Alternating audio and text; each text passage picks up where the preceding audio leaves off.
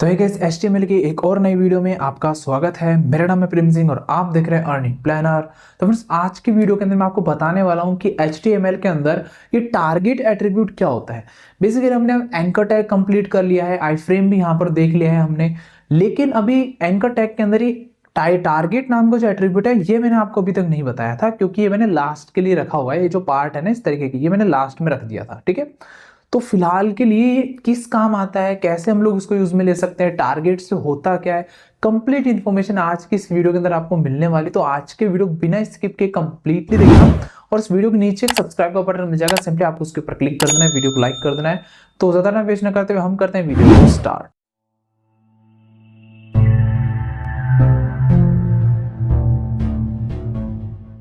तो फ्रेंड्स, पर आप देख सकते हैं मैं अपने लैपटॉप की स्क्रीन के ऊपर आ चुका हूँ। लैपटॉप की स्क्रीन के ऊपर आ जाने के बाद में यहाँ पर आप देख सकते हैं मैंने अपने टारगेट एट्रीब्यूट से रिलेटेड जितने भी एग्जांपल्स है मैंने ऑलरेडी यहाँ पर लिख दिया है सारा का सारा कोड, ताकि हमारा टाइम वेस्ट ना हो फालतू। ठीक है, कोड यहाँ पर लिख दिया है। अब सिंपली मैं गो लाइव के ऊपर क्लिक करता हूँ और हम लोग एक एक करके देखते हैं कि यहाँ पर कौन कौन सा टाइप क्या करता है। ठीक है, सबसे पहले हम लोग देखे थे टारगेट ब्लैंक को। ठीक है, बेसिकली क्या होता है, आपको करना कुछ नहीं है, बस एक नॉर्मल सा आपको एंकर टैग लिखना है जिसमें एक टारगेट नाम का एट्रीब्यूट है। बस हम लोग उस एट्रीब्यूट के अंदर जो वैल्यूज आती हैं उन वैल्यूज को ही सीख रहे हैं। तो आपको यहाँ पर कोड को देख करके कुछ भी कंफ्यूज नहीं हो रहा है। जितना मैं आपको बता रहा हूँ बस उतना सा उस पर आपको कॉन्सेंट्रेट करना है। सबसे पहले हम लोग सिर्फ इतने ये वाले एंकर टैग को देख रहे हैं, जो कि अपना ये वाला है, ओपन गूगल इन न्यू टैब। और यहाँ देख सकते हैं ओपन गूगल इन न्यू टैब। ठीक है, इसमें टारगेट लगा हुआ ब्लैंक। अगर आप कभी भी किसी एंकर टैग के अंदर टारगेट नाम का एट्रीब्यूट लगाते हैं और उसके अंदर अंडरस्कोर ब्लैंक लिखते हैं, तो उसका मतलब ये होता है कि जब भी कोई यूजर आपकी वेबसाइट पर इस वाले लिंक के ऊपर क्लिक करेगा जिस पे आपने ब्लैंक नाम का ये लगाया हुआ है टारगेट, तो वो जो लिंक है वो लिंक नए टैब में ओपन होगा। देखिए मैंने क्लिक करता हूँ और ये देख सकते हैं न्यू टैब में गूगल का लिंक जो है ओपन हो गया। ठीक है, इस तरीके से हम यहाँ पर इसको यूज में ले सकते हैं टारगेट के अंदर ब्लैंक लिख करके। अब बारी आती है टारगेट के अंदर सेल्फ लिखने से।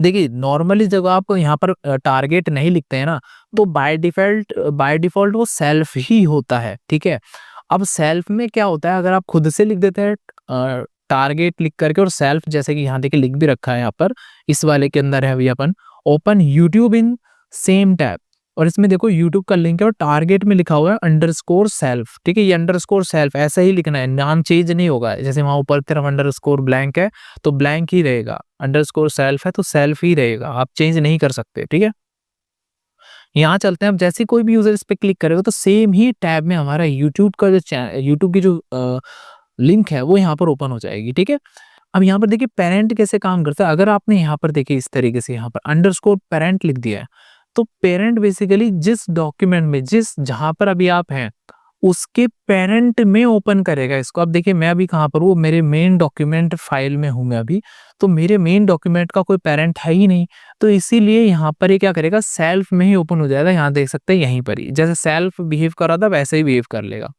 अब टॉप बेसिकली क्या होता है, टॉप भी पेरेंट की तरह होता है, बट पेरेंट क्या है एक स्टेप ही ऊपर रहता है, जबकि टॉप जो कंप्लीटली ऊपर तक का बताता है।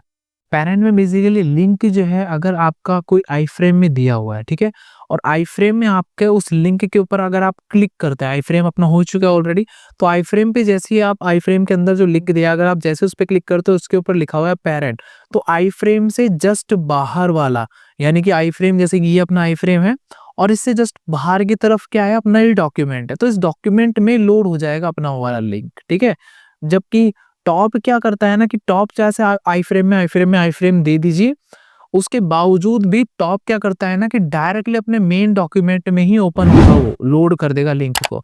बेसिकली बात यह है कि पेरेंट एंड टॉप जो हम लोग यूज में लेते नहीं, और आई फ्रेम जो चीज है ये अलाउ भी नहीं होती है किसी वेबसाइट के ऊपर। तो आई फ्रेम जो है, अगर कभी ऐसी कंडीशन आ जाती है कि आपने कोई आई फ्रेम लगाया, उस आई फ्रेम में एक और आपने आई फ्रेम दे दिया, उसके अंदर एक और आपने आई फ्रेम दे दिया, तो जब से लास्ट वाला जो एंडिंग वाला आई फ्रेम है ना उसके अंदर अगर कोई लिंक अवेलेबल है और उस लिंक के ऊपर आपने अंडरस्कोर पेरेंट दिया हुआ है, तो होगा ये कि उस लिंक पर जब आप क्लिक करेंगे तो उससे जस्ट बाहर वाला जो आई फ्रेम है ना उसके अंदर वो लिंक लोड हो जाएगा। आपका ओरिजिनल डॉक्यूमेंट है ना उस पर कोई भी इफेक्ट नहीं पड़ेगा।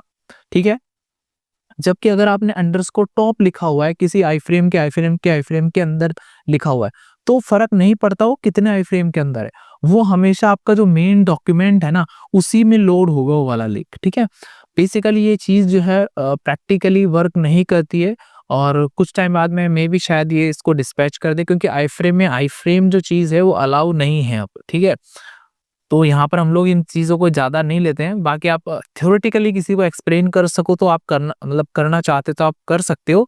ब्लैंक आप बता ही दोगे, सेल भी बता दोगे, पैरेंट एंड टॉप में आप ये एक्सप्लेन कर दीजिए जो मैंने आपको एक्सप्लेन किया था, ठीक है। अब यहाँ पर बारी है हमारे कस्टम टारगेट की, ठीक है। टारगेट में अगर आपसे पूछे तो 4 वैल्यूज आप बता ही देंगे और एक 5वां होता है कस्टम। कस्टम में बेसिकली हम खुद का एक आई फ्रेम बनाते हैं। जैसे देख सकते हैं यहाँ पर मैंने एक आई फ्रेम बनाया हुआ है खुद का, जिसका नाम मैंने दिया है माई फ्रेम, ठीक है। विड्थ और हाइट वगैरह आप दे सकते हैं आई फ्रेम की, और मैंने यहाँ पर स्टाइल और बॉर्डर वगैरह लगाया है फिलहाल, ठीक है। आपको अभी इस पे ध्यान नहीं देना है बॉर्डर वगैरह क्या लगाया, ये सीएसएस का पार्ट है, इतना सही है स्टाइल वाला।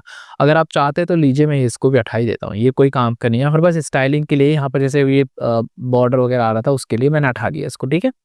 अब यहाँ पर आई फ्रेम है जिसमें नेम है और हाइट विड्थ है, जो कि आपको पता है ऑलरेडी, ठीक है।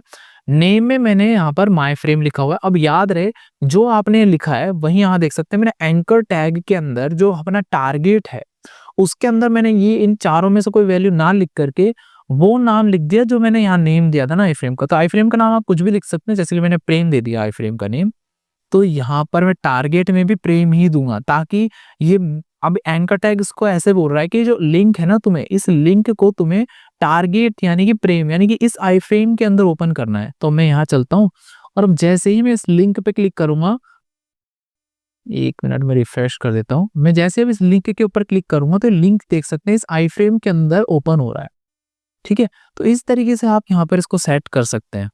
तो इस तरीके से हमने यहाँ पर टारगेट के टोटल 5 टाइप देखे हैं। पहला अंडरस्कोर ब्लैंक, दूसरा अंडरस्कोर सेल्फ, तीसरा अंडरस्कोर पेरेंट और चौथा अंडरस्कोर टॉप और 5वां है कस्टम, ठीक है। ये पांचों को आपको याद में रखना है। आपको ब्लैंक, सेल्फ और कस्टम का मैंने बता दिया। अंडरस्कोर पेरेंट, अंडरस्कोर टॉप की मैंने आपको थ्योरेटिकल समझाया, ठीक है। प्रैक्टिकल यहाँ पर बताना यहाँ पर पॉसिबल नहीं हो पा रहा है, ठीक है। तो फिलहाल के लिए बस आपको थ्योरेटिकली यही एक्सप्लेन करना। अगर कोई पूछता है तो बेसिकली ये कोई भी नहीं पूछता है, किसी भी आपको इंटरव्यू में चले जाइए।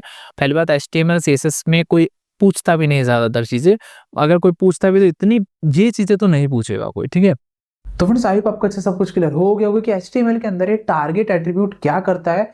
टारगेट एट्रीब्यूट के थ्रू आप किस तरीके से किसी एक लिंक के ऊपर होने वाला जो ओपन है, जो लिंक लोड है, उसको किस तरीके से आप हैंडल कर सकते हैं, किस तरीके से आप उसको एक टारगेट दे सकते हैं कि उसे कहाँ ओपन होना है। तो फ्रेंड्स आपको वीडियो कैसे लगी, यदि वीडियो आपको अच्छी लगी तो इसे लाइक कीजिए और यदि आप हमारे चैनल पर नए हैं तो इसे सब्सक्राइब कीजिए। वीडियो को देखने के लिए धन्यवाद। आपका दिन शुभ हो।